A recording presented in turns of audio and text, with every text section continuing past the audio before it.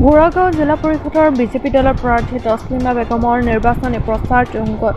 সম্প্ৰতি পঞ্চায়ত নিৰ্বাচনৰ বতাহ বলিছে। সকলো প্ৰাৰ্থীয়ে ব্যস্ত নিৰ্বাচনী প্ৰচাৰত। তেনে সময়ত মৰিগাঁও জিলাৰ লাহৰীঘাট সমষ্টিৰ অন্তৰ্গত বুঢ়াগাঁও জিলা পৰিষদৰ বিজেপি দলৰ প্ৰাৰ্থী তছলিমা বেগমৰ নিৰ্বাচনী প্ৰচাৰো তুংগত পৰিলক্ষিত হৈছে। নিতৌ বুঢ়াগাঁও জিলা পৰিষদৰ অন্তৰ্গত বিভিন্ন পঞ্চায়তত কেইবাশতাধিক সমৰ্থকক লৈ নিৰ্বাচনী প্ৰচাৰ তথা ৰাইজৰ আশীৰ্বাদ বিচাৰি পদযাত্ৰা, বাইক ৰেলী, পকেট মিটিং আদি কৰি ৰাইজৰ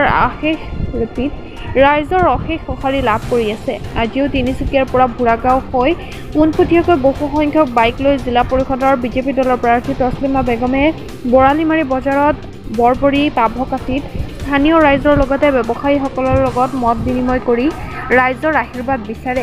লাহৰীঘাটৰ পৰা খাইৰুল ইছলামৰ ৰিপৰ্ট।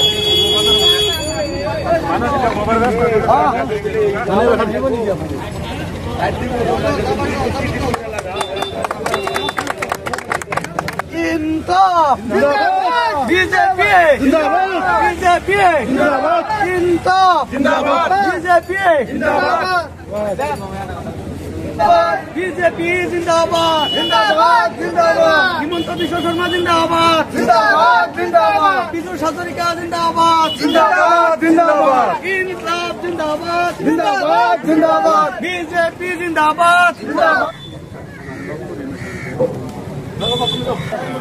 विद्यापुर একটা এপি মেম্বার আর একটা জেলা পরিষদ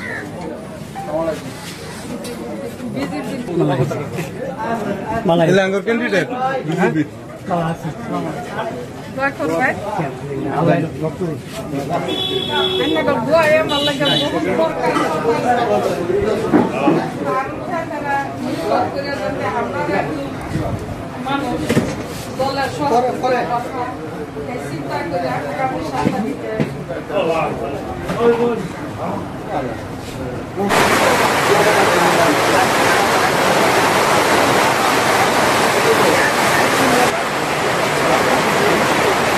আমি ভাৰতীয় জনতা পাৰ্টিৰ পৰা এটা মুছলিম হিচাপে মই প্ৰতিদ্বন্দ্বিতা কৰি আছোঁ, প্ৰাৰ্থিত্ব পাইছোঁ।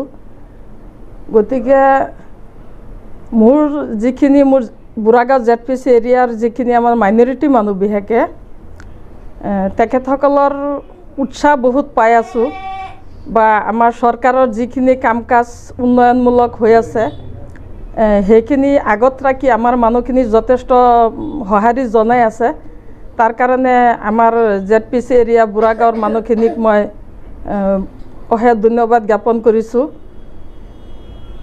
আৰু যদি দলে আমাৰ নেতৃত্বই যদি মোক অলপ সহায় কৰে, মোৰ এটা আত্মবিশ্বাস যে মই ওলাই আহিব পাৰিম। জলসম্পদ মন্ত্ৰী পীযুষ হাজৰিকা ডাঙৰীয়া মই ইতিমধ্যে শুনিছোঁ তেখেত অহাৰ কথা আলোচনা এটা চলি আছে। বাকী আমাৰ ডিষ্ট্ৰিক্টৰ মানুহ থাকিব, হয়তো আমাৰ এটা CM প্ৰগ্ৰামো হ'ব পাৰে। মোৰ ZPC এৰিয়াখিনি হ'ল আপোনাৰ বুঢ়াগাঁও ZPC আৰু ভোটাৰ সংখ্যা হৈ গ'ল আপোনাৰ 72,201। আজি 65 বছৰ হ'ল ভাৰত স্বাধীন হোৱা। তাৰ পিছৰ পৰা কংগ্ৰেছেই মানে দখল কৰা পৈতৃক সম্পত্তি বুলি ক'লেও ভুল নহ'ব, কংগ্ৰেছৰ দখলতে আছিলে। কিন্তু প্ৰায় 40-50 তেনেকুৱা কিলোমিটাৰ জেগা গৰাখহনীয়াত যা গৈছে কংগ্ৰেছৰ আমলত। যদিও আমাৰ ইয়াৰ পৰা কোনো ধৰণৰ BJP MLA হওক MP হওক আমি বনাব পৰা নাই, কিন্তু যথেষ্টখিনি কাম আমাৰ BJP চৰকাৰে কৰি আছে। আৰু গৰাখহনীয়া যিটো পাৰ্মানেণ্ট প্ৰটেকশ্যন কৰি আছে সেইটোৰ ওপৰত ভিত্তি কৰি বিশেষকৈ আমাৰ মানুহখিনি উৎসাহিত হৈছে BJP দলৰ প্ৰতি। গম পাইছোঁ যে আমাৰ বুঢ়াগাঁওটো দৰঙলৈ এটা দলঙৰ ব্যৱস্থা হৈছে, আমাৰ মুখ্যমন্ত্ৰী ডাঙৰীয়া ঘোষণা কৰিছে। সেইটোত যথেষ্টখিনি উৎফুল্লিত হৈছে আমাৰ মানুহখিনি। যিহেতু যাতায়াতৰ এটা সুবিধা বা দলং এখন হ'লে পাৰ্মানেণ্ট প্ৰটেকশ্যন এটা হৈ আছে য'ত নেকি আপোনাৰ মাটিৰ মূল্য আছিলে 3,000 4,000 5,000 বিঘা আজিৰ ডেটত যদি আপুনি বুঢ়াগাঁও অঞ্চল বা টেঙাকুৰি অঞ্চলত যা মাটিৰ দাম হৈ গ'ল 20-25 লাখ টকা বিঘা গতিকে আমাৰ এই জায়গাৰ মানুহখিনি যথেষ্ট উন্নয়ন হৈছে যথেষ্ট এই কামখিনি কৰি দিয়াৰ কাৰণে যথেষ্ট লাভৱান হৈছে গতিকে মানুহখিনি মই ভাবোঁ মুখ চাই নহয় মই কোন মুখ চাই নহয় চৰকাৰৰ ফালে চাই উন্নয়নৰ ফালে চাই মানুহখিনিক মই এটাই আহ্বান জনাম যে আমাৰ যিখিনি আমাৰ মাইনৰিটি মানুহ আছে যাতে ইয়াৰ পৰা এজন বিপুল ভোটত জয়ী কৰা এজন বিজেপি দলৰ প্ৰাৰ্থী জিকাই নিয়ে